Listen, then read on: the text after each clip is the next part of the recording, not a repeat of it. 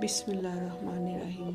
आज हम हीरों के खेत के बारे में जानेंगे और देखेंगे इस सबक से हमें इस कहानी से हमें क्या सबक मिलता है। हफीज़ एक किसान था। वो खुश कनात करने वाला था। वो इसलिए खुश था क्योंकि वो कनात करने वाला था।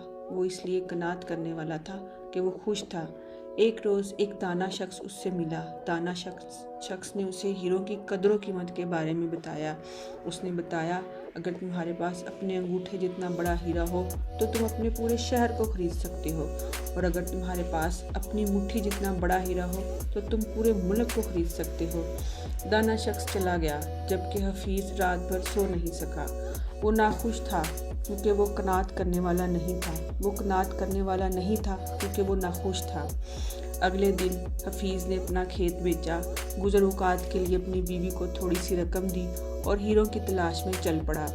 उसने सारे मुल्क में तलाश किया, लेकिन हीरे कहीं न मिले। अपने मुल्क के बाद वो दूसरे मुल्कों की खाक छानता फिरा, लेकिन गोहरे मकसूद हाथ न आया। आखिर एक वक्त ऐसा आया कि वो जज्बाती और ज़हनी और माली एतबार से तबाह व बर्बाद हो गया। वो इतना दिल शिकस्ता और मायूस हुआ कि उसने दरिया में कूदकर खुदकुशी कर ली।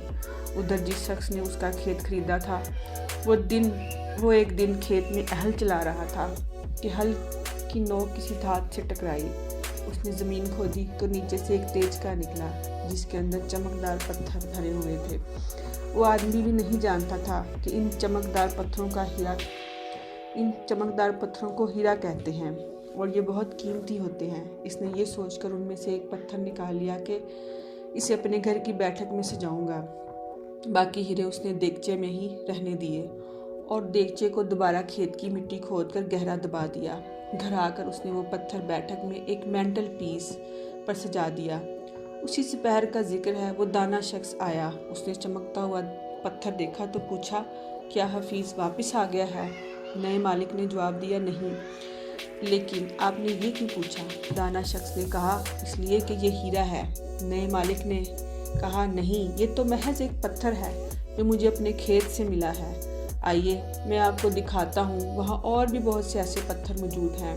उन्होंने जाकर मज़ीद पत्थर निकाले और ये परखने के लिए भिजवा दिए कि वो हीरे हैं या नहीं। परखने से पता चला कि वो पत्थर वाकई हीरे हैं। गोया वो खेत हीरों का खेत था। सवाल ये है कि इस कहानी से क्या सबक मॉरल मिलता है? इससे 6 सबक मिलते हैं। नंबर 1, जब हमारा रुझान दुरुस्त होता है तब हमें इस हकीकत का इल्म होता है कि हम हीरों के खेत के मालिक हैं। मौका, अपॉर्चुनिटीज़ हमेशा हमारे कदमों तले होती है। हमें इसे पाने के लिए किसी दूसरी जगह जाने की ज़रूरत नहीं होती। ज़रूरत सिर्फ इस अमर की है कि हम इसे पहचान लें। नंबर 2, हमेशा नदी के दूसरे किनारे पर उगी हुई घास ज़्यादा सब्ज दिखाई देती है।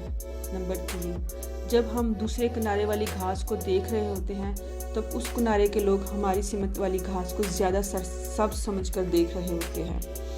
वो भी चाहते हैं कि हमारी सिमत वाली घास पर चलें और लुत्फ़ अंदोज़ हों। नंबर 4, जो लोग ये नहीं जानते कि मौके को किस तरह पहचानना है, वो शिकायत करते हैं कि जब मौके ने उनके दरवाजे पर दस्तक दी तो शोर बहुत था, इसलिए वो दस्तक की आवाज़ सुन नहीं सके। नंबर 5, जब मौका हाथ से निकल चुका होता है तब उसे पहचानना आसान होता है बनिस्बत उस वक़्त जब वो दस्तयाब हो रहा होता है। नंबर 6, मौका सिर्फ एक बार दस्तक देता है। एक मौके के हाथ से निकल जाने के बाद दूसरा मौका अच्छा भी हो सकता है और बुरा भी, ताहम वो पहले मौके जैसा बिल्कुल नहीं होता। इसलिए दुरुस्त वक्त पर दुरुस्त फैसला करना नहायत ज़रूरी है। गलत मौके पर किया जाने वाला दुरुस्त फैसला गलत फैसला बन जाता है। शुक्रिया। अल्लाह।